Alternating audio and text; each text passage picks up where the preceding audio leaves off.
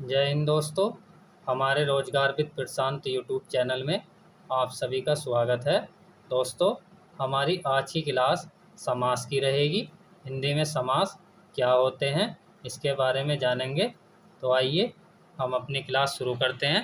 दोस्तों, यदि आप हमारे चैनल पर पहली बार आए हैं तो हमारे चैनल को सब्सक्राइब कर लें, जिससे आने वाली हर वीडियो आप तक पहुंच सके।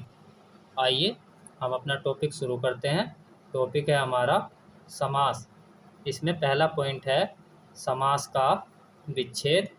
समास का विच्छेद होता है सम प्लस आस। यहाँ पर सम का अर्थ होता है पास या समान, तथा आस का अर्थ होता है बैठना। अगला पॉइंट है समास का शाब्दिक अर्थ। समास का शाब्दिक अर्थ होता है संक्षिप्त या संक्षेपीकरण।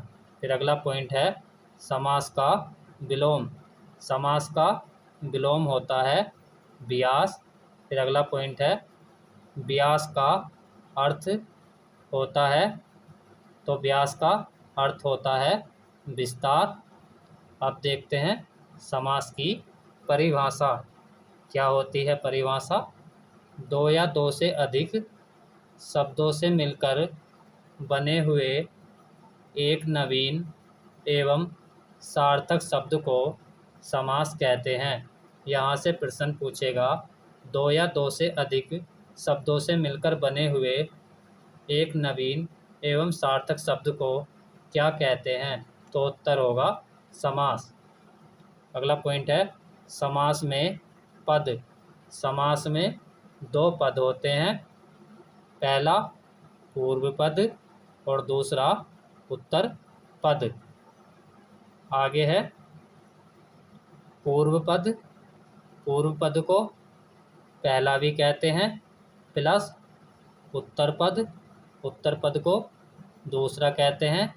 जब पूर्व पद प्लस उत्तर पद मिलता है तो बनता है समास। अगला पॉइंट है समास विग्रह। क्या होता है समास विग्रह? सामासिक शब्दों के बीच के संबंध को स्पष्ट करना समास विग्रह कहलाता है। जैसे राजा का पुत्र। अब अगला पॉइंट है सामासिक शब्द या समस्त पद। क्या होता है सामासिक शब्द या समस्त पद?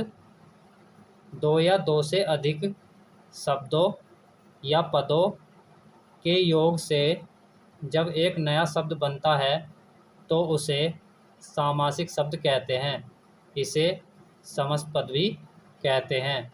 या समास के नियमों से बना शब्द सामासिक शब्द या समस्त पद कहलाता है। अगला पॉइंट है समास होने के बाद विभक्तियों के चिन्ह को परसर्ग भी कहते हैं, लुप्त हो जाते हैं। जैसे यहाँ पर है राजपुत्र। अब इसमें लिखा हुआ है यहाँ पर राजपुत्र, फिर लिखा हुआ है राजा का पुत्र। तो यहाँ पर राजपुत्र हुआ सामासिक शब्द या समस्त पद, तथा राजा का पुत्र हुआ समास विग्रह।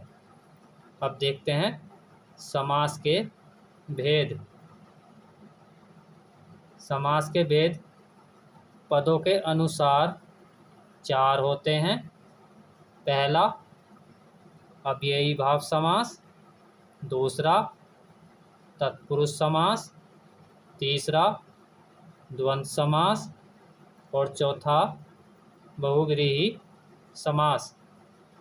तत्पुरुष समास के दो उपभेद होते हैं, पहला द्विगु समास और दूसरा कर्मधारय समास।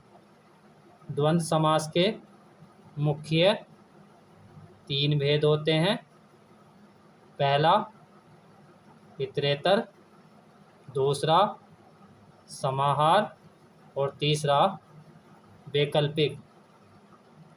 अब आगे देखते हैं समास के भेद। अब समास के भेद यहाँ पर हैं। समास के मुख्य 6 भेद होते हैं। इनको याद रखने के लिए ट्रिक भी है। अब कै तो द यहाँ पर देखते हैं 6 भेद कौन कौन से हैं। पहला है अव्ययी भाव समास, दूसरा बहुव्रीहि समास, तीसरा कर्मधारय समास, चौथा तत्पुरुष समास, पांचवा द्वंद्व समास और छठा दीर्घ समास। यहाँ पर पहले ए दिया हुआ है तो ऐसे हुआ अव्ययी भाव समास। दूसरे नंबर पर है बै, तो वैसे हुआ बहुव्रीहि समास। फिर तीसरे नंबर पर है कै, तो कैसे हुआ कर्मधारय समास। चौथे नंबर पर है तो से हुआ तत्पुरुष समास। पांचवें नंबर पर है द, तो इस द से हुआ द्वंद्व समास। फिर छठे नंबर पर भी द है तो इस द से हुआ दीर्घ समास। तो समास के मुख्य कितने भेद होते हैं? 6। अब नोट पॉइंट देखते हैं। नोट पॉइंट में क्या है? समास मुख्य रूप से कुल 6 प्रकार के होते हैं। यदि विकल्प में 6 ना दिया हो तो 4 का चयन करें, क्योंकि कर्मधारय समास तथा दीर्घ समास ये दोनों तत्पुरुष समास के भेद माने जाते हैं।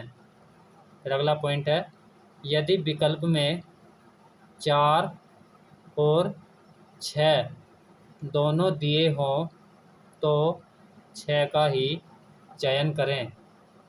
दोस्तों, आज हम अपनी क्लास यहीं तक रखते हैं। यदि आपको हमारी क्लास अच्छी लगी हो तो क्लास को लाइक, शेयर और कमेंट करके ज़रूर बताएं। धन्यवाद।